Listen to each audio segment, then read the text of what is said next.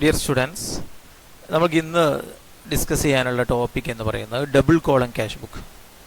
നമ്മുടെ ഈ recording of business transaction എന്ന് പറയുന്ന ഈ ഏരിയയിൽ ഏറ്റവും ഇമ്പോർട്ടൻ്റ് ആയിട്ടുള്ള പബ്ലിക് എക്സാമിനേഷൻ ഒരു എസ്സേ ക്വസ്റ്റ്യൻ ആയിട്ട് ഒരു 8 മാർക്കിന് നമുക്ക് പ്രതീക്ഷിക്കാവുന്ന ഒരു ചോദ്യമാണ് preparation of double column cash book എന്ന് പറയുന്നത്.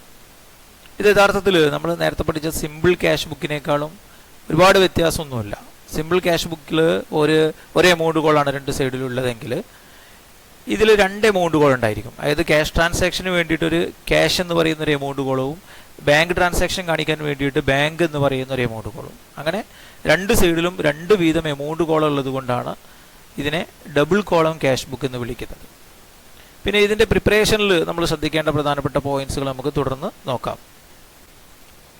അതായത് the double column cash book has 2 amount columns on both debit and credit sides.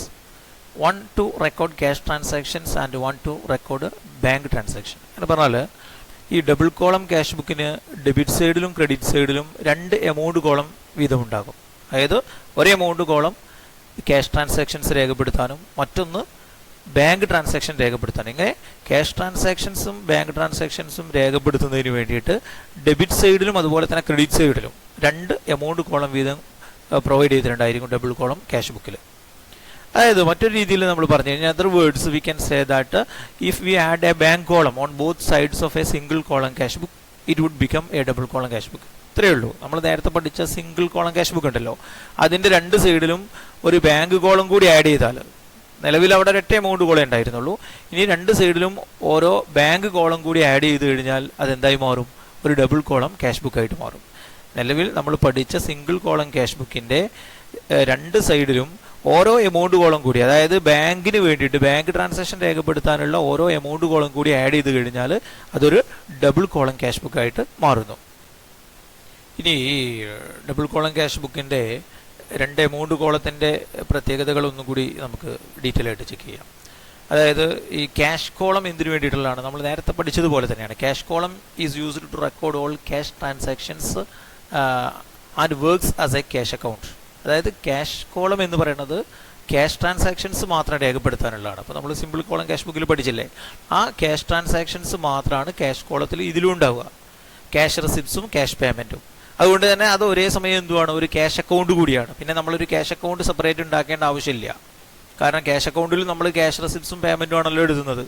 അപ്പോൾ ക്യാഷ് ബുക്ക് പിന്നെ നമ്മൾ ഡബിൾ കോളം ക്യാഷ് ബുക്ക് തയ്യാറാക്കുന്ന സമയത്ത് ക്യാഷ് കോളത്തിൽ ക്യാഷ് റെസിപ്റ്റ്സും പേയ്മെൻറ്റും തയ്യാറാക്കുന്നു. It works as a cash account എന്ന് പറഞ്ഞാൽ അത് അതേസമയം എന്തുകൂടിയായിട്ട് പ്രവർത്തിക്കുന്നു? ക്യാഷ് അക്കൗണ്ട് കൂടിയായിട്ട് നമുക്ക് ഉപയോഗിക്കാൻ കഴിയുന്നു. ഓക്കെ, അപ്പോൾ ക്യാഷ് കോളത്തിന് നമ്മൾ ഡീറ്റെയിൽ ആയിട്ട് പറയേണ്ടതില്ല. Then bank column is used to record receipts and payment made by cheques. Cheque മുഖേന ഒരു സ്ഥാപനം നടത്തുന്ന റെസിപ്റ്റ്സും പേയ്മെൻറ്റും, ചെക്ക് കൊടുക്കുക, അതേപോലെ തന്നെ ചെക്ക് സ്വീകരിക്കുക, ഇങ്ങനെ ചെക്ക് മുഖേന നടത്തുന്ന banking transactions, bank receipts, bank payment, നമ്മുടെ ബാങ്ക് അക്കൗണ്ടിലേക്ക് പൈസ വരുന്നത് പോകുന്നത്, ഈ കാര്യം രേഖപ്പെടുത്തുന്നതിന് വേണ്ടിയിട്ടാണ് നമ്മൾ ബാങ്ക് കോളം യൂസ് ചെയ്യുന്നത്. It works as A bank account. ഇതിൻ്റെ ഒരു പ്രത്യേകത എന്താ അറിയോ? നമ്മൾ ഈ ബാങ്ക് അക്കൗണ്ടിൽ എന്താണ് രേഖപ്പെടുത്തുക?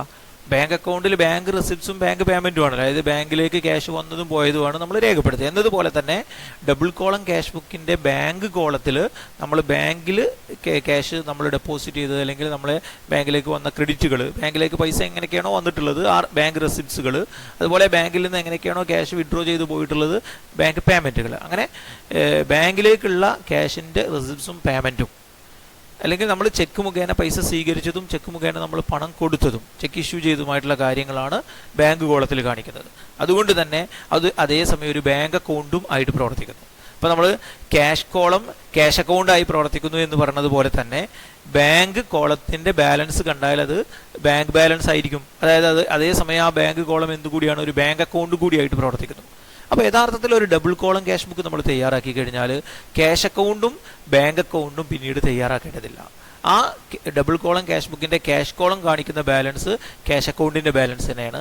അതേപോലെ തന്നെ ബാങ്ക് കോളം കാണിക്കുന്ന ബാലൻസ് ബാങ്ക് അക്കൗണ്ടിൻ്റെ ബാലൻസ് തന്നെയാണ്. അപ്പോൾ ഡബിൾ കോളം ക്യാഷ് ബുക്ക് തയ്യാറാക്കി കഴിഞ്ഞാൽ പിന്നെ ഏതിൻ്റെ ആവശ്യമില്ല? ക്യാഷ് അക്കൗണ്ടും ബാങ്ക് അക്കൗണ്ടും വേറെ തയ്യാറാക്കേണ്ട ആവശ്യമില്ല. ഓക്കെ, അപ്പോൾ ഇത്രയേ ഉള്ളൂ. ഡബിൾ കോളം ക്യാഷ് ബുക്കിൻ്റെ ക്യാഷ് കോളത്തിൽ നമ്മൾ എല്ലാ ക്യാഷ് റെസിപ്റ്റ്സും പേയ്മെൻറ്റും കാണിക്കുന്നു. ബാങ്ക് കോളത്തിൽ ചെക്ക് മുഖേന നമ്മൾ നടത്തിയ എല്ലാ റെസിപ്റ്റ്സും പേയ്മെൻറ്റും കാണിക്കുന്നു. ദെൻ ഈ നമ്മൾ സാധാരണ ക്യാഷ് ബുക്ക് നേരത്തെ ചെയ്തു കഴിഞ്ഞതാണ്. അതായത് ഒരു അപ്രോപ്രിയേറ്റ് ടൈം എന്ന് പറയുമ്പോൾ ഒരു പിന്നെ സാധാരണ രീതിയിൽ ഒരു മാസത്തിൻ്റെ എൻഡിലാണ് നമ്മൾ ഈ അക്കൗണ്ടുകൾ ബാലൻസ് ചെയ്യേണ്ടത്. ക്യാഷ് ബുക്ക് ടോട്ടൽ ചെയ്തുകൊണ്ട് അതിൻ്റെ ബാലൻസ് നമ്മൾ കാണണം. എല്ലാ മാസത്തിൻ്റെയും എൻഡിലാണ് അങ്ങനെ കാണാറുള്ളത്. അല്ലെങ്കിൽ ആ സ്ഥാപനം നിശ്ചയിക്കുന്ന ഒരു അപ്രോപ്രിയേറ്റ് ടൈമിൽ ഒരു ഉചിതമായ സമയം എപ്പോഴാണോ സ്ഥാപനം ഇങ്ങനെ ബാലൻസ് കാണാൻ പറയുന്ന ആ സമയത്ത്. സാധാരണഗതിയിൽ എല്ലാ മാസത്തിൻ്റെയും എൻഡിലുമാണ് ഇങ്ങനെ ക്യാഷ് ബുക്കിൻ്റെ ബാലൻസ് നമ്മൾ കണ്ടെത്താറുള്ളത്. അങ്ങനെ ക്യാഷ് ബുക്കിൻ്റെ ബാലൻസ് ഓരോ മാസത്തിൻ്റെ എൻഡിലും കണ്ടെത്തുകയും വേണം. ദെൻ നമ്മൾ ഈ ഡബിൾ കോളം ക്യാഷ് ബുക്ക് ഇപ്പോൾ നേരത്തെ പറഞ്ഞല്ലോ, അതിൻ്റെ ഒരു ഫോമാറ്റ് നമുക്ക് നോക്കാം. നിങ്ങൾ നോക്കിയാൽ തന്നെ നിങ്ങൾക്ക് കാണാം. നിങ്ങൾ സിംഗിൾ ക്യാഷ് ബുക്ക് പഠിച്ച സമയത്ത് ഉണ്ടായിരുന്നത് എന്താണ് വ്യത്യാസം നോക്ക്. സിംഗിൾ കോളം ക്യാഷ് ബുക്ക് പഠിച്ച സമയത്ത് അവിടെ നമുക്ക് ഒരു എമൗണ്ട് കോളം ഉണ്ടായിരുന്നുള്ളൂ. നമ്മൾ റുപ്പീസ് എന്ന് പറഞ്ഞിട്ട് ഒരൊറ്റ എമൗണ്ട് കോളം കാണിച്ചിരുന്നു. ഇവിടെ എന്തുണ്ട്, ക്യാഷ് ബാങ്ക് എന്ന് പറയുന്ന 2 എമൗണ്ട് കോളം നിങ്ങൾക്ക് കാണാൻ കഴിയും. വേറെ യാതൊരു വ്യത്യാസവും ഇല്ല. Date, receipts, ledger folio, cash bank, ഇങ്ങനെ 2 എമൗണ്ട് കോളം ഡെബിറ്റ് സൈഡിലുണ്ട്. അതേപോലെ date, payment, ledger folio, cash bank, ഇങ്ങനെ 2 എമൗണ്ട് കോളം ക്രെഡിറ്റ് സൈഡിലുണ്ട്. അങ്ങനെ 2 സൈഡിലും ഈ 2 എമൗണ്ട് കോളംസ് വരുന്നത് കൊണ്ടാണ് ഇതിനെ നമ്മൾ എന്തെന്ന് വിളിക്കുന്നത്, ഡബിൾ കോളം ക്യാഷ് ബുക്ക് എന്ന് വിളിക്കുന്നത്. മറ്റൊരു രീതിയിൽ നമുക്ക് പറഞ്ഞാൽ നേരത്തെ പറഞ്ഞ പോലെ തന്നെ ഇപ്പോൾ സിമ്പിൾ ക്യാഷ് ബുക്കിൽ ഒരു ബാങ്ക് കോളം ആഡ് ചെയ്ത് കഴിഞ്ഞാൽ, അല്ലേ, സിമ്പിൾ ക്യാഷ് ബുക്കിൽ ഒരു ബാങ്ക് കോളം എക്സ്ട്രാ ആഡ് ചെയ്ത് കഴിഞ്ഞാൽ അതെന്തായി മാറി, ഡബിൾ കോളം ക്യാഷ് ബുക്കായി മാറി എന്നുള്ളതാണ്. Recording bank transactions.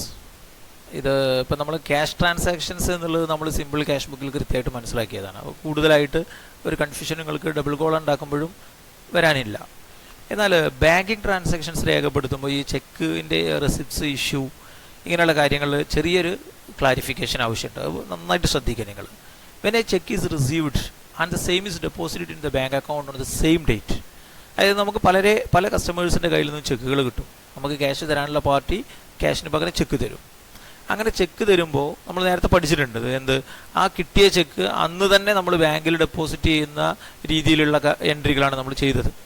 അതായത് നമുക്കൊരു ചെക്ക് കിട്ടുന്നു, അത് ആ കിട്ടിയ ചെക്ക് നമ്മൾ ഉടനെ തന്നെ ബാങ്കിൽ ഡെപ്പോസിറ്റ് ചെയ്യുകയാണെങ്കിൽ എന്താ സംഭവിക്കുക, നമ്മളെ ബാങ്ക് ബാലൻസ് അത്രയും കൂടും. സോ ബാങ്ക് അക്കൗണ്ടിന് ഡെബിറ്റ് ചെയ്യണം. ഒരു കസ്റ്റമർ നമുക്ക് തന്നിട്ടുണ്ടെങ്കിൽ ആ കസ്റ്റമറുടെ അക്കൗണ്ടിന് ക്രെഡിറ്റ് ചെയ്യണം. അതാണ് അതിൻ്റെ എൻട്രി നിങ്ങൾ പഠിച്ചതാണ്. പിന്നെ cheque is received from a customer and deposited into bank എന്ന് പറഞ്ഞാൽ ബാങ്ക് അക്കൗണ്ടിന് ഡെബിറ്റ് ചെയ്യണം. കാരണം ബാങ്ക് ബാലൻസ് കൂടും. നമ്മൾ ബാങ്കിൽ ആ ചെക്ക് കൊടുക്കുമ്പോൾ നമ്മളെ അത്രയും പൈസ നമ്മളെ ബാങ്ക് അക്കൗണ്ടിലേക്ക് വരും.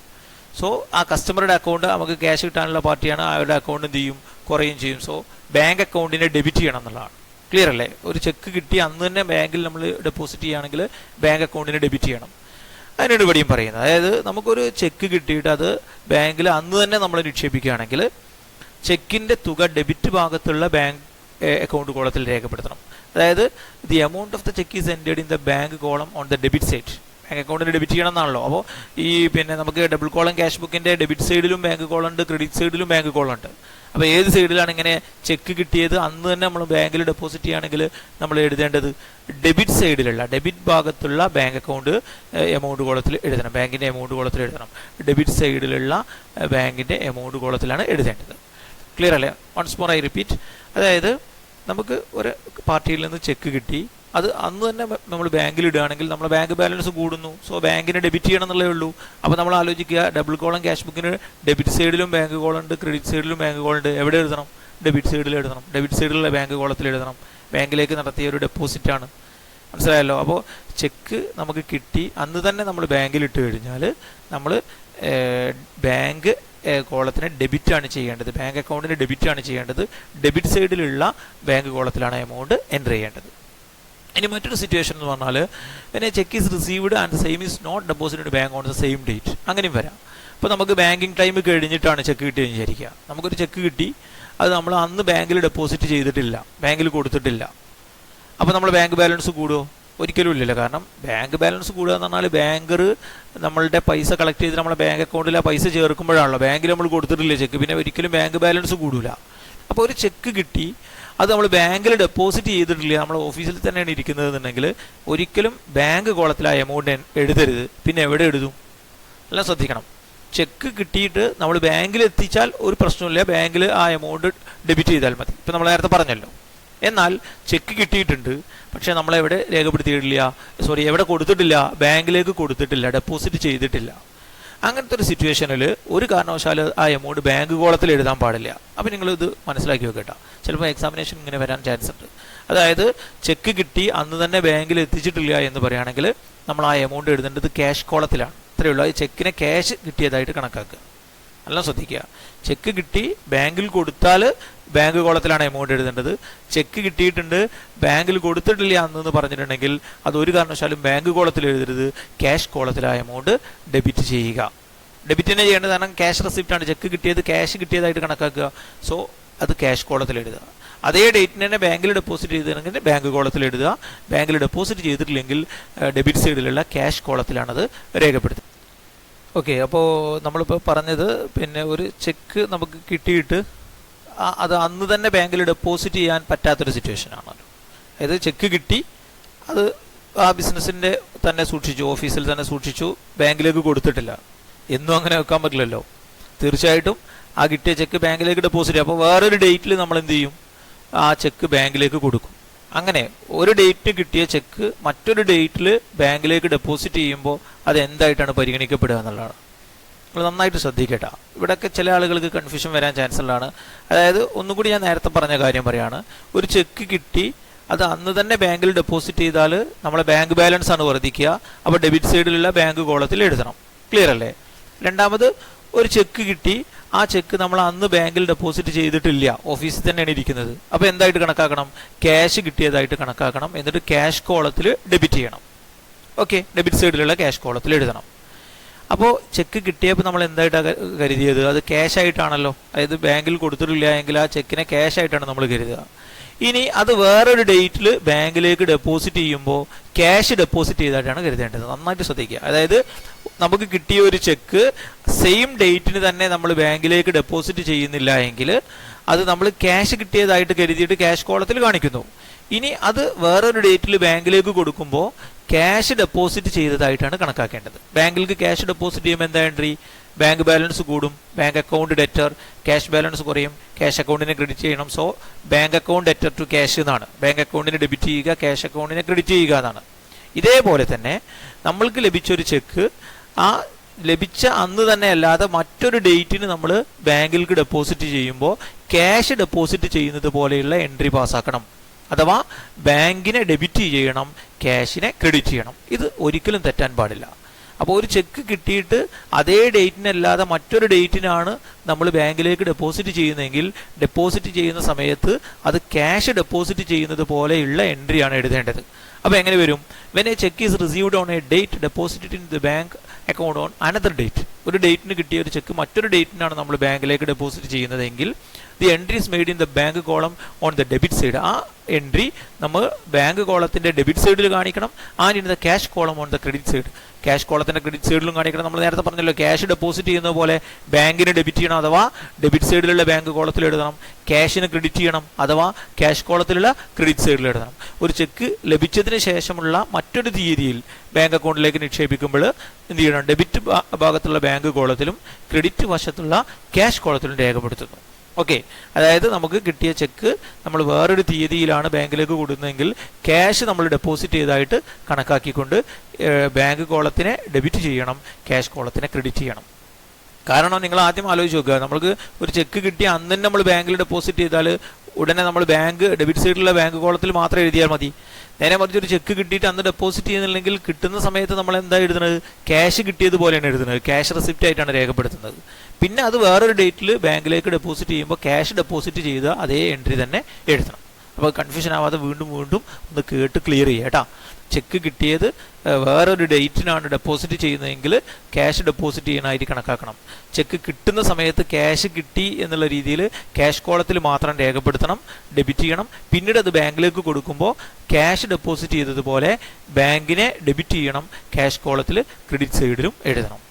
ഇതാണ് അതിൻ്റെ പ്രത്യേകത. ഇനി കിട്ടിയ ചെക്ക് അന്ന് തന്നെ ബാങ്കിൽ ഇടുകയാണെങ്കിൽ വളരെ എളുപ്പമാണ്. ബാങ്ക് കോളത്തിൽ മാത്രം ഡെബിറ്റ് ചെയ്താൽ മതി. ആ ഡേറ്റിനല്ലാതെ വേറൊരു ഡേറ്റിലാണ് നമ്മൾ ചെക്ക് ഡെപ്പോസിറ്റ് ചെയ്യുന്നതെങ്കിൽ കിട്ടിയ ആ സമയത്ത് ക്യാഷ് കിട്ടിയതായിട്ട് ക്യാഷ് കോളത്തിൽ ഡെബിറ്റ് ചെയ്യണം. പിന്നീട് അത് ഡെപ്പോസിറ്റ് ചെയ്യുന്ന ഡേറ്റിൽ അത് പിന്നെ നമ്മൾ ക്യാഷ് ഡെപ്പോസിറ്റ് ചെയ്യുന്ന പോലെ കണക്കാക്കിക്കൊണ്ട് ബാങ്ക് കോളത്തിൽ ഡെബിറ്റ് ചെയ്യണം, ക്യാഷ് കോളത്തിൽ ക്രെഡിറ്റ് ചെയ്യണം. അപ്പോൾ ഇത് നിങ്ങളൊന്ന് പ്രാക്ടീസ് ചെയ്ത് കഴിഞ്ഞാൽ മനസ്സിലാവും. പിന്നെ 1-2 ക്വസ്റ്റ്യൻ ചെയ്യുമ്പോൾ ക്ലിയർ ആവും. ഇനി മറ്റൊരു കേസ് എന്ന് പറഞ്ഞത് പിന്നെ ചെക്ക് ഈസ് ഇഷ്യൂഡ്. നമുക്കറിയാമല്ലോ, നമ്മൾ വെറും ചെക്ക് സ്വീകരിക്കൽ മാത്രമല്ലല്ലോ, ബിസിനസ് പല പാർട്ടിക്കും പൈസ കൊടുക്കാനുള്ളതിന് പകരം ചെക്ക് കൊടുക്കും. സ്വാഭാവികമായിട്ടും ചെക്ക് കൊടുക്കുന്ന സമയത്ത് എന്താ സംഭവിക്കുക, നമ്മളെ ബാങ്ക് ബാലൻസ് കുറയും. So the amount of cheque is entered in the bank column on the credit side, സംശയമില്ല. അപ്പോൾ എല്ലാ ബാങ്ക് പേയ്മെൻറ്റുകളും നമ്മൾ കാണിക്കുന്നത് നേരത്തെ പറഞ്ഞ അതേപോലെ തന്നെയാണ്. ക്യാഷ് റെസിപ്റ്റ്സ് ഡെബിറ്റ് ചെയ്യും, ബാങ്ക് റെസിപ്റ്റ്സ് ഡെബിറ്റ് ചെയ്യും എന്ന് പറഞ്ഞ പോലെ തന്നെ ക്യാഷ് പേയ്മെൻറ്റുകൾ ക്രെഡിറ്റ് ചെയ്യും, ബാങ്ക് പേയ്മെൻറ്റുകൾ ക്രെഡിറ്റ് ചെയ്യും. അപ്പോൾ ക്രെഡിറ്റ് സൈഡിലുള്ള ബാങ്ക് എമൗണ്ട് കോളത്തിലാണ് നമ്മൾ കാണിക്കേണ്ടത്. ചെക്ക് കൊടുത്തു കഴിഞ്ഞാൽ അത് ക്രെഡിറ്റ് സൈഡിലുള്ള ബാങ്കിൻ്റെ എമൗണ്ട് കോളത്തിൽ രേഖപ്പെടുത്തണം. ഒരു ചെക്ക് ഇഷ്യൂ ചെയ്യുമ്പോൾ, വേറെ ഏതെങ്കിലും പാർട്ടിക്ക് നമ്മൾ ചെക്ക് കൊടുക്കുമ്പോൾ ചെക്കിൻ്റെ തുക ക്രെഡിറ്റ് വശത്തുള്ള ബാങ്ക് കോളത്തിലാണ് രേഖപ്പെടുത്തേണ്ടത്. അപ്പോൾ ചെക്ക് ഇഷ്യൂമായി ബന്ധപ്പെട്ട് വലിയൊരു കൺഫ്യൂഷൻ ഇല്ല അല്ലേ. ചെക്ക് ഇഷ്യൂ എന്ന് പറഞ്ഞാൽ ചെക്കിൻ്റെ പേയ്മെൻ്റ് ആണ്, ബാങ്ക് പേയ്മെൻ്റ് ആണ്. അതെവിടെ കാണിക്കേണ്ടത്, ക്രെഡിറ്റ് സൈഡിലുള്ള ബാങ്ക് കോളത്തിൽ കാണിക്കുക. ചെക്കിൻ മുഖേന നമുക്ക് കിട്ടുന്ന പണങ്ങളൊക്കെ നമ്മൾ കാണിക്കേണ്ടത് ഡെബിറ്റ് സൈഡിലാണ്. അത് കിട്ടിയ ചെക്ക് അന്ന് തന്നെ ബാങ്കിൽ ഡെപ്പോസിറ്റ് ചെയ്യുകയാണെങ്കിൽ ബാങ്ക് കോളത്തിൽ കാണിക്കണം. കിട്ടിയ ചെക്ക് അന്ന് ബാങ്കിൽ ഡെപ്പോസിറ്റ് ചെയ്യുന്നില്ലെങ്കിൽ ക്യാഷ് കോളത്തിൽ കാണിക്കണം. പിന്നീട് അത് ബാങ്കിലേക്ക് ഡെപ്പോസിറ്റ് ചെയ്യുന്ന സമയത്ത് ക്യാഷ് ബാങ്കിലേക്ക് ഡെപ്പോസിറ്റ് ചെയ്ത അതേ എൻട്രി തന്നെ നമ്മൾ ഇടണം. അഥവാ ബാങ്കിൽ കോളത്തിൽ ഡെബിറ്റ് ചെയ്യണം, ക്യാഷ് കോളത്തിൽ ക്രെഡിറ്റ് ചെയ്യണം. ഇതാണ് ഈ ബാങ്കിങ് ട്രാൻസാക്ഷനുമായി ബന്ധപ്പെട്ട് നമ്മൾ ഡബിൾ കോളം ക്യാഷ് ബുക്ക് ചെയ്യുന്ന സമയത്ത് നമുക്ക് ഉണ്ടായിരിക്കേണ്ട ഒരു മുന്നറിവ് എന്ന് പറയുന്നത്. പിന്നെ ഈ ഒരു ധാരണ നമ്മുടെ മനസ്സിലുണ്ടെങ്കിൽ പിന്നെ ഇതിന് പ്രോബ്ലം ചെയ്യാനൊന്നും വലിയ പണിയില്ല. കുറച്ച് പ്രോബ്ലം നമ്മൾ പ്രാക്ടീസ് ചെയ്യുന്നതോടുകൂടി ഇത് എളുപ്പമാവും. ഞാൻ ഇതിൻ്റെ പ്രാധാന്യം ഇൻട്രൊഡക്ഷനിൽ പറഞ്ഞു. ഒരു എസ് എ ക്വസ്റ്റ്യനായിട്ട് 8 മാർക്കിന് നമുക്ക് പ്രതീക്ഷിക്കാം. അപ്പോൾ കുറച്ച് ക്വസ്റ്റ്യൻ ഒന്ന് പ്രാക്ടീസ് ചെയ്യുന്നതോട് കൂടിയിട്ട് നമുക്കിത് വളരെ ഈസി ആയിട്ട് മാറും. ഓക്കെ, അടുത്തായിട്ട് പിന്നെ ഈ ഡബിൾ കോളം ക്യാഷ് ബുക്ക് തയ്യാറാക്കുമ്പോൾ നമ്മൾ പ്രത്യേകമായിട്ട് മനസ്സിലാക്കേണ്ട ഒരു സംഭവമാണ് കോൺട്രാ എൻട്രി എന്ന് പറയുന്നത്. അപ്പോൾ ഈ ഡബിൾ കോളം ക്യാഷ് ബുക്ക് തയ്യാറാക്കുന്ന സമയത്ത് നമ്മൾ പരിചയപ്പെടുന്ന ഒരു പ്രത്യേക എൻട്രിയാണിത്. ഇതിൻ്റെ പേര് സൂചിപ്പിക്കുന്നത് പോലെ തന്നെ ഇതിനൊരു പ്രത്യേകത എന്ന് പറയുന്നത്, ഈ ഒരു എൻട്രിയിൽ ഒരേ സമയം എന്തുണ്ടാകും, ക്യാഷ് അക്കൗണ്ടും ബാങ്ക് അക്കൗണ്ടും ഉണ്ടാകും. അതായത് contra entry is a entry which involves a cash account and a bank account. Cash അക്കൗണ്ടും ബാങ്ക് അക്കൗണ്ടും ഉൾപ്പെടുന്ന ഒരു എൻട്രിയാണ് എന്ത്, കോൺട്രാ എൻട്രി എന്ന് പറയുന്നത്. ഒരു എൻട്രിയിൽ ഒരേ സമയം അതിൽ ക്യാഷും ബാങ്കും വരുന്നുണ്ടെങ്കിൽ അത്തരം എൻട്രികളെയാണ് നമ്മൾ കോൺട്രാ എൻട്രി എന്ന് പറയുന്നത്. നിങ്ങൾക്ക് ഫെമിലിയർ ആയിട്ടുള്ള സാധനം തന്നെയാണിത്. അതായത് ഇപ്പോൾ നോക്ക്, cash deposited into bank. ബാങ്കിലേക്ക് ക്യാഷ് ഡെപ്പോസിറ്റ് ചെയ്യുമ്പോൾ അതിൻ്റെ എൻട്രി എന്താ, bank account debtor to cash എന്നാണല്ലോ. ഇതിൽ വരുന്ന ഏതൊക്കെയാണ്, ഒരേ സമയം ബാങ്ക് അക്കൗണ്ടും വരുന്നുണ്ട്, ക്യാഷ് അക്കൗണ്ടും വരുന്നുണ്ട്. So this is A contra entry. അതായത് ഒരു എൻട്രിയിൽ ഒരേ സമയം ബാങ്ക് അക്കൗണ്ടും ക്യാഷ് അക്കൗണ്ടും ഉൾപ്പെടുന്നുണ്ടെങ്കിൽ അത്തരം എൻട്രികൾക്കാണ് നമ്മൾ കോൺട്രാ എൻട്രി എന്ന് പറയുന്നത്. അപ്പോൾ ഈ cash deposited into bank എന്ന് പറഞ്ഞാൽ it's a good example for contra entry. അതേപോലെ തന്നെ withdrew cash for office use, personal use അല്ല കേട്ടോ, ഓഫീസ് യൂസിന് വേണ്ടിയിട്ട് പിൻവലിക്കുകയാണെന്നുണ്ടെങ്കിൽ എന്താ entry, cash account debtor to bank എന്നാണ്. നേരെ വിപരീതം നേരത്തെ പറഞ്ഞതിൻ്റെ. അപ്പോൾ cash account debtor to bank എന്ന് പറയുമ്പോൾ അതിലും തന്നെയാണ്, ഒന്ന് ക്യാഷ് അക്കൗണ്ടും പിന്നെ ബാങ്ക് അക്കൗണ്ടാണ്. ഇങ്ങനെ ക്യാഷും ബാങ്കും ഒരു എൻട്രിയിൽ വരുന്നുണ്ടെങ്കിൽ അത്തരം ക്യാഷും ബാങ്കും ഉൾപ്പെടുന്ന, ക്യാഷ് അക്കൗണ്ടും ബാങ്ക് അക്കൗണ്ടും ഉൾപ്പെടുന്ന എൻട്രിക്കാണ് എന്തെന്ന് പറയുന്നത്, കോൺട്രാ എൻട്രി എന്ന് പറയുന്നത്. അപ്പോൾ ക്യാഷ് പിന്നെ ബാങ്കിലേക്ക് ഡെപ്പോസിറ്റ് ചെയ്യുന്നതും ഓഫീസ് ആവശ്യത്തിന് പിൻവലിക്കുന്നതുമായിട്ടുള്ള ആ ട്രാൻസാക്ഷനുകളെയാണ് നമ്മൾ പ്രധാനമായിട്ട് എന്തെന്ന് വിളിക്കുന്നത്, കോൺട്രാ എൻട്രി എന്ന് പറയുന്നത്. ഇതിൻ്റെ ഒരു പ്രത്യേകത, which is recorded on both debit and credit side of double column cash book at the same time. ഇതിന് പ്രത്യേകത എന്താ അറിയോ, ഇത് ഡബിൾ കോളം ക്യാഷ് ബുക്കിൻ്റെ രണ്ട് സൈഡിലും വരും. അതായത് ഡെബിറ്റ് സൈഡിലും ക്രെഡിറ്റ് സൈഡിലും ഒരേ സമയം രേഖപ്പെടുത്തണം. അത് എന്തുകൊണ്ടാണെന്നുള്ളത് പറഞ്ഞുതരാം. ഇപ്പോൾ ഇവിടെ തന്നെ നോക്കുക, നിങ്ങൾ bank account debtor to cash എന്നാണല്ലോ. അതായത് ബാങ്ക് അക്കൗണ്ടിൽ ഡെബിറ്റ് ചെയ്യണം, ക്യാഷ് അക്കൗണ്ടിൽ ക്രെഡിറ്റ് ചെയ്യണം എന്നാണ് അർത്ഥം. അതിനർത്ഥം എന്താ അറിയോ, ഡബിൾ കോളം ക്യാഷ് ബുക്കിൻ്റെ ഡെബിറ്റ് സൈഡിലുള്ള ബാങ്ക് കോളത്തിലും വരും, ക്രെഡിറ്റ് സൈഡിലുള്ള ക്യാഷ് കോളത്തിലും വരുന്നതാണ്. ഒരേ എൻട്രി തന്നെ, പക്ഷേ അത് ബാങ്ക് കോളത്തിൽ വരും, ഡെബിറ്റ് സൈഡിൽ ബാങ്ക് കോളത്തിലും വരും, ക്രെഡിറ്റ് സൈഡിലുള്ള ക്യാഷ് കോളത്തിലും വരും എന്ന് പറഞ്ഞാൽ ഡബിൾ കോളം ക്യാഷ് ബുക്കിൻ്റെ രണ്ട് സൈഡിലുമായി. ഇനി ഇവിടെ നോക്കിയാൽ നിങ്ങൾക്ക് മനസ്സിലാക്കാൻ എന്താണ്, ക്യാഷ് അക്കൗണ്ടിന് ഡെബിറ്റ് ചെയ്യണം എന്ന് പറഞ്ഞാൽ ഡെബിറ്റ് സൈഡിലുള്ള ക്യാഷ് കോളത്തിൽ വരും, ബാങ്ക് അക്കൗണ്ടിന് ക്രെഡിറ്റ് ചെയ്യണം എന്ന് പറഞ്ഞാൽ ക്രെഡിറ്റ് സൈഡിലുള്ള ബാങ്ക് കോളത്തിൽ വരും. അപ്പോൾ ഒരു എൻട്രി ആ കോൺട്രാ എൻട്രി ആയിട്ടുള്ള എൻട്രി ആണെങ്കിൽ അത് ഒരേ സമയം ഡബിൾ കോളം ക്യാഷ് ബുക്കിൻ്റെ രണ്ട് സൈഡിലും നമ്മൾ രേഖപ്പെടുത്തും. അത് കൂടുതൽ നിങ്ങൾക്ക് ആ പ്രോബ്ലം ചെയ്യുന്ന സമയത്ത് ക്ലിയർ ആവും. അപ്പോൾ കോൺട്രാ എൻട്രി എന്ന് പറഞ്ഞാൽ ഒന്നുമില്ല, എന്താ, ഒരു എൻട്രി അതിൽ ഒരേ സമയം ക്യാഷ് അക്കൗണ്ടും ബാങ്ക് അക്കൗണ്ടും വരുന്നതാണ്. ഉദാഹരണം എന്ന് പറഞ്ഞാൽ ബാങ്കിലേക്ക് ക്യാഷ് ഡെപ്പോസിറ്റ് ചെയ്യുക, ഓഫീസ് ആവശ്യത്തിന് വേണ്ടി ബാങ്കിൽ നിന്ന് പിൻവലിക്കുക, ഇത് രണ്ടും കോൺട്രാ എൻട്രികളാണ്. ഈ എൻട്രിൻ്റെ പ്രത്യേകത എന്താ, ഇത് ഒരേ സമയം നമ്മൾ ഡബിൾ കോളം ക്യാഷ് ബുക്ക് ഉണ്ടാക്കുമ്പോൾ അതിൻ്റെ ഡെബിറ്റ് സൈഡിലും വരും, ക്രെഡിറ്റ് സൈഡിലും വരും. അതായത് ഡെബിറ്റ് സൈഡിലുള്ള ബാങ്ക് കോളത്തിലായിരിക്കും, ക്രെഡിറ്റ് സൈഡിലുള്ള ക്യാഷ് കോളത്തിലായിരിക്കും. ഇനി അതല്ലെങ്കിൽ ഡെബിറ്റ് സൈഡിലുള്ള ക്യാഷ് കോളത്തിലായിരിക്കും, അതേസമയം തന്നെ ക്രെഡിറ്റ് സൈഡിലുള്ള ബാങ്ക് കോളത്തിലായിരിക്കും. ഇങ്ങനെ ഒരേ സമയം ഡബിൾ കോളം ക്യാഷ് ബുക്കിൻ്റെ രണ്ട് സൈഡിലും നമ്മൾ രേഖപ്പെടുത്തുന്ന ഒരു എൻട്രിക്കാണ് എന്തെന്ന് പറയുന്നത്, കോൺട്രാ എൻട്രി എന്ന് പറയുന്നത്. ഇനി ഡബിൾ കോളത്തിൽ ക്യാഷ് ബുക്കിൽ നമ്മളിങ്ങനെ കോൺട്രാ എൻട്രി എഴുതുമ്പോൾ അത് കോൺട്രാ എൻട്രി ആണെന്ന് തിരിച്ചറിയാൻ വേണ്ടിയിട്ട് ഒരു ലെറ്റർ എഴുതും. എവിടെയാണെന്ന് അറിയോ? നമുക്ക് അതായത് in ledger folio column, double column cash ബുക്കിൻ്റെ ലെഡ്ജർ ഫോളിയോ കോളം ഉണ്ടല്ലോ, അതിൽ നമ്മൾ സി എന്ന് പറയുന്നത് കോൺട്രാ എന്ന് സൂചിപ്പിക്കാൻ വേണ്ടിയിട്ടാണ് സി എന്ന് പറയുന്ന ഒരു ലെറ്റർ എഴുതി വെക്കും. ഏതിന് നേരെ? ഈ കോൺട്രാ എൻട്രികൾക്ക് നേരെ. അപ്പോൾ നമ്മളൊരു കോൺട്രാ എൻട്രി റെക്കോർഡ് ചെയ്യുമ്പോൾ ആ എൻട്രിക്ക് കോൺട്രാ എൻട്രി ആണെന്ന് മനസ്സിലാവാൻ വേണ്ടിയിട്ട് അതിന് നേരെ ആ എൻട്രിക്ക് ഡീറ്റെയിൽസ് നമ്മൾ എഴുതുന്നതിന് നേരെ ലെഡ്ജർ ഫോളിയോയിൽ സി എന്ന് കൂടി എഴുതണം. അപ്പോൾ ഇത്രയാണ് കോൺട്രാ എൻട്രിയെ കുറിച്ച് നമ്മൾ മനസ്സിലാക്കേണ്ടത്. ഓക്കെ, ഇനി നമ്മളൊരു എക്സാമ്പിളിലേക്ക് വന്നു കഴിഞ്ഞാൽ ഈ എക്സാമ്പിൾ നമ്മളോട് ആവശ്യപ്പെട്ടിട്ടുള്ളത് prepare a double column cash book with the help of following information for December 2020 ഡിസംബറിലുള്ള പിന്നെ ഈ സ്ഥാപനത്തിൻ്റെ ഇത്രയും ട്രാൻസാക്ഷൻ വെച്ചുകൊണ്ട് ഒരു ഡബിൾ കോളം ക്യാഷ് ബുക്ക് ഉണ്ടാക്കാനാണ്. എന്തൊക്കെ ട്രാൻസാക്ഷന്? ഒന്ന്, started business with cash. Business cash വെച്ചിട്ട് സ്റ്റാർട്ട് ചെയ്തു. നിങ്ങൾക്ക് അറിയുന്നതാണ്. ഡെപ്പോസിറ്റഡ് ഇൻ ടു ബാങ്ക്, ബാങ്കിലേക്ക് ഒരു 50,000 രൂപ ഡെപ്പോസിറ്റ് ചെയ്തു. Received cash from Rahul, Rahul എന്ന് പറയുന്ന ഒരാളേക്ക് നമുക്ക് ക്യാഷ് കിട്ടി. നമുക്ക് പൈസ തരാനുള്ള ഒരു കസ്റ്റമർ ആണെങ്കിൽ പൈസ തന്നു, അപ്പോൾ റിസിപ്റ്റ് ആണ്. Boat goods for cash, boat എന്ന് പറഞ്ഞാൽ പർച്ചേസ് എന്നാണ് അർത്ഥം. ഗുഡ്സ് ക്യാഷ് കൊടുത്ത് വാങ്ങിച്ചു. അടുത്ത് bought goods by cheque, goods തന്നെ വാങ്ങിച്ചത് പക്ഷേ അത് ചെക്ക് കൊടുത്തിട്ടാണ് വാങ്ങിച്ചത്, അപ്പോൾ വ്യത്യാസമുണ്ട്. Then paid to Shyam by cash, Shyam എന്ന് പറയുന്ന ഒരു പാർട്ടിക്ക് നമ്മൾ പൈസ കൊടുക്കാനുണ്ടായിരുന്നു, അയാളെ ക്യാഷ് നമ്മൾ കൊടുത്തു. ഒരു പേയ്മെൻ്റ് ആണ്, ക്യാഷ് പേയ്മെൻ്റ് ആണ്. Due from bank for office use, നോക്ക് രണ്ട് കോൺട്രാ എൻട്രികളിലൂടെ വന്നു.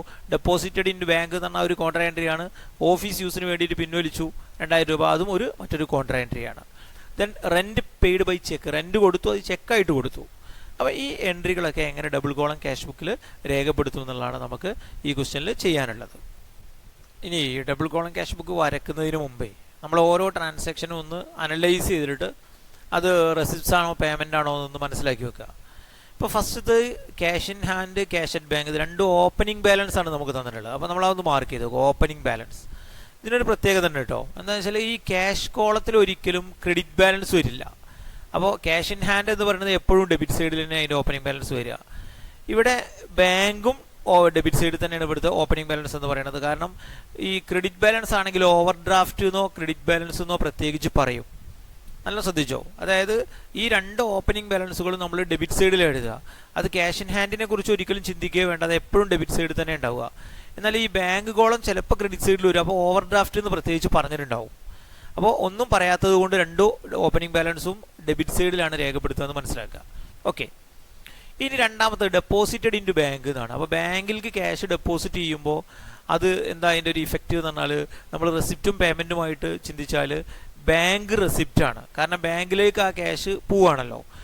ക്യാഷ് നമ്മളെ ക്യാഷ് ഇൻ ഹാൻഡ് കുറയും ഇല്ലേ, നമ്മളെ കയ്യിലുള്ള ക്യാഷുള്ള ബാങ്കിൽ. അപ്പോൾ ക്യാഷ് പേയ്മെൻ്റ് ആണ്. അങ്ങനെ നമുക്ക് മനസ്സിലാക്കി വെച്ച് കഴിഞ്ഞാൽ ഈ പ്രോബ്ലം ചെയ്യാൻ എളുപ്പമാണ്. നമുക്ക് എന്ത് പറയാം, ബാങ്കിലേക്ക് ക്യാഷ് ഡെപ്പോസിറ്റ് ചെയ്യുമ്പോൾ ബാങ്ക് റെസിപ്റ്റ് കോളത്തിലാണ് എഴുതേണ്ടത്, ക്യാഷിൻ്റെ പേയ്മെൻറ്റ് കോളത്തിലാണ് എഴുതേണ്ടത്. എങ്ങനെയെന്ന് വെച്ചാൽ ബാങ്കിലേക്ക് നമ്മൾ ക്യാഷ് ഇടുന്നു അല്ലേ, ബാങ്കിലേക്ക് ക്യാഷ് ഡെപ്പോസിറ്റ് ചെയ്യുമ്പോൾ ബിസിനസ് സ്ഥാപനത്തിലുള്ള ക്യാഷ് ബാങ്കിലേക്ക് പോകുന്നു. അപ്പോൾ ബാങ്കിലെ ഒരു റെസിപ്റ്റാണ്, ബാങ്കിൻ്റെ റെസിപ്റ്റ്സ് കോളത്തിൽ എഴുതണം.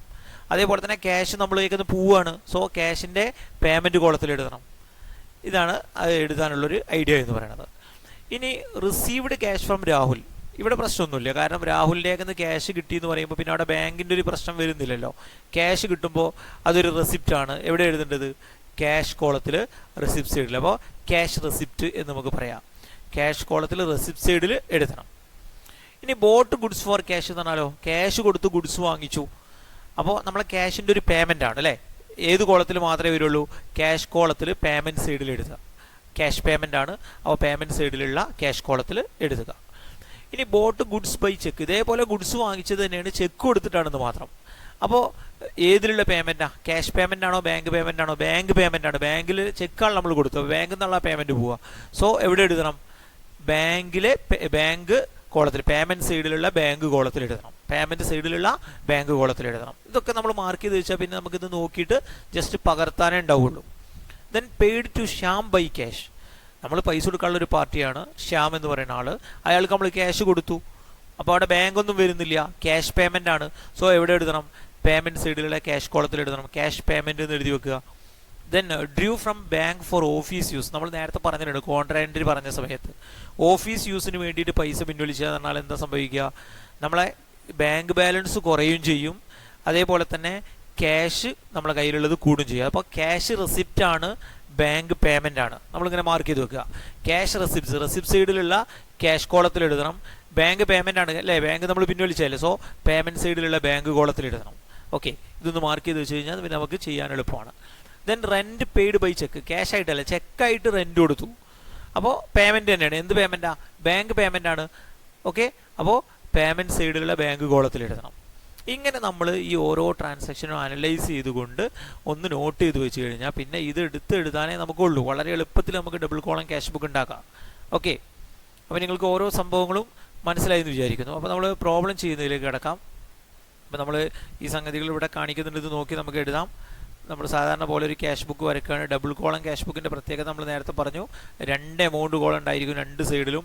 ഡെബിറ്റ് സൈഡിലും ക്രെഡിറ്റ് സൈഡിലും 2 എമൗണ്ട് കോളം ഉണ്ടായിരിക്കും. ഒരു എമൗണ്ട് കോളത്തിന് നമ്മൾ ക്യാഷ് കോളം എന്ന് പറയും, മറ്റൊരുതിന് ബാങ്ക് കോളം എന്ന് പറയും. അതേപോലെ 2 സൈഡിലും ക്യാഷ് കോളവും ബാങ്ക് കോളം ഉണ്ടാവും. ഇങ്ങനെ 2 എമൗണ്ട് കോളമുള്ള ക്യാഷ് ബുക്കാണ് ഡബിൾ കോളം ക്യാഷ് ബുക്ക് എന്ന് പറയുന്നത്. സിംഗിൾ കോളം ക്യാഷ് ബുക്കിന് ഒരു ബാങ്ക് കോളം കൂടി ആഡ് ചെയ്താൽ ഇതെന്തായിട്ട് മാറുന്നു? ഡബിൾ കോളം ക്യാഷ് ബുക്കായിട്ട് മാറുന്നു. ഇനി നമുക്ക് ഓരോന്നും എഴുതാം. ഫസ്റ്റ് വരുന്ന ഓപ്പണിംഗ് ബാലൻസ്. നമ്മൾ നേരത്തെ പറഞ്ഞല്ലോ, ഈ 2 ഓപ്പണിംഗ് ബാലൻസുകളും എന്ത് ബാലൻസാണ്? ഡെബിറ്റ് ബാലൻസ് ആണ്. ബാങ്കിൽ ചിലപ്പോൾ ഓവർ ഡ്രാഫ്റ്റ് എന്ന് തന്നാൽ മാത്രമാണ് അത് ക്രെഡിറ്റ് ബാലൻസ് ആയിട്ട് മാറുക. അങ്ങനെ തന്നിട്ടില്ല നമുക്കപ്പോൾ രണ്ടും നമ്മൾ ഡെബിറ്റ് സൈഡിൽ രേഖപ്പെടുത്തുക. ഡേറ്റ് എഴുതിയിട്ട് ബാലൻസ് ബ്രോഡ് ഡൗൺ എന്ന് പറഞ്ഞിട്ട് ക്യാഷ് ബാലൻസ് ക്യാഷ് കോളത്തിലും ബാങ്ക് ബാലൻസ് ആയിട്ടുള്ള 50,000 രൂപ ബാങ്ക് കോളത്തിലും രേഖപ്പെടുത്തുക. ഓക്കെ, അപ്പോൾ അത് സിമ്പിളായിട്ട് ചെയ്തു. ഇനി രണ്ടാമത്തത് ഡെപ്പോസിറ്റഡ് ഇൻ ബാങ്ക് എന്നാണ്. നമ്മളവിടെ നേരത്തെ തന്നെ കണ്ടെത്തിയിട്ടുണ്ട്. ബാങ്ക് റെസിപ്റ്റും അതുപോലെ തന്നെ ക്യാഷ് പേയ്മെൻറ്റും ആണ്. ഒരു കോൺട്രാ എൻട്രി ആണ്. ബാങ്കും ക്യാഷും വരുന്ന എൻട്രിക്കാണ് നമ്മൾ കോൺട്രാ എൻട്രി എന്ന് പറയുന്നത്. അത് ഈ ക്യാഷ് ബുക്കിൻ്റെ 2 സൈഡിലും രേഖപ്പെടുത്തണം. അതാണ് അതിൻ്റെ പ്രത്യേകത. ഓക്കെ, അപ്പോൾ നമുക്ക് എങ്ങനെ എഴുതാൻ നോക്കാം. ഇത് എവിടെ എഴുതുന്നുണ്ട്? റെസിപ്റ്റ് സൈഡിലുള്ള ബാങ്ക് കോളത്തിലാണ് എഴുതേണ്ടത്. 20,000 രൂപ റെസിപ്റ്റ് സൈഡിലുള്ള ബാങ്ക് കോളത്തിലും എഴുതണം, പേയ്മെൻറ്റ് സൈഡിലുള്ള ക്യാഷ് കോളത്തിലും എഴുതണം. ഓക്കെ, അപ്പോൾ എങ്ങനെ എഴുതും എന്നുള്ളത് നോക്കാം നമുക്ക്. പിന്നെ ഡിസംബർ നമ്മൾ ഡേറ്റ് എഴുതി. ഇനി ഇവിടെ ബാങ്ക് കോളത്തിലാണ് നമ്മൾ എഴുതിയത് 20,000. അപ്പോൾ എന്താ അറിയോ, ഇതിപ്പോൾ ബാങ്ക് അക്കൗണ്ടാണല്ലോ ഈ ബാങ്ക് കോളം ഡിനോട്ട് ചെയ്യുന്നത്. അപ്പോൾ നമ്മൾ ബാങ്ക് അക്കൗണ്ടിലാണ് ഈ എമൗണ്ട് ഡെബിറ്റ് ചെയ്യുന്നത്. നല്ല ശ്രദ്ധിക്കുക. അപ്പോൾ ബാങ്ക് അക്കൗണ്ടിന് ഡെബിറ്റ് ചെയ്യുക എന്ന് പറഞ്ഞാൽ അവിടെ എഴുതേണ്ട റെഫറൻസ് ഏതാ? മറ്റേ അക്കൗണ്ടിൻ്റെ പേരാണ്. മനസ്സിലായോ? ബാങ്ക് അക്കൗണ്ടിൽ പൈസ എഴുതുമ്പോൾ നമ്മളിവിടെ എഴുതേണ്ട അക്കൗണ്ടിൻ്റെ പേര് ക്യാഷ് അക്കൗണ്ടിൻ്റെ പേരാണ് എഴുതേണ്ടത്. നല്ല ശ്രദ്ധിക്കുക. നമ്മൾ ലെഡ്ജറിൽ പഠിച്ച അതേ നിയമം തന്നെ. ബാങ്കിൽ ഡെബിറ്റ് ചെയ്യുമ്പോൾ ഇവിടെ നമ്മൾ ബാങ്ക് അക്കൗണ്ടിൽ നിന്നല്ലല്ലോ എഴുതുക. ബാങ്കിലേക്ക് ഡെബിറ്റ് ചെയ്യുമ്പോൾ അടുത്ത അക്കൗണ്ടിൻ്റെ പേര് ക്യാഷ് എന്നാണ് ഇവിടെ എഴുതേണ്ടത്. പിന്നെ ഇതൊരു കോൺട്രാ എൻട്രി ആണല്ലോ. കോൺട്രാ എൻട്രിയെ ഡിനോട്ട് ചെയ്യുന്നത് ഏത് ലെറ്റർ വെച്ചുകൊണ്ടാണ്? സി എന്ന് പറയുന്ന ലെറ്റർ വെച്ചുകൊണ്ടാണ്. അപ്പോൾ ലെഡ്ജർ ഫോളിയോയിൽ സി നമ്മൾ മാർക്ക് ചെയ്യുക.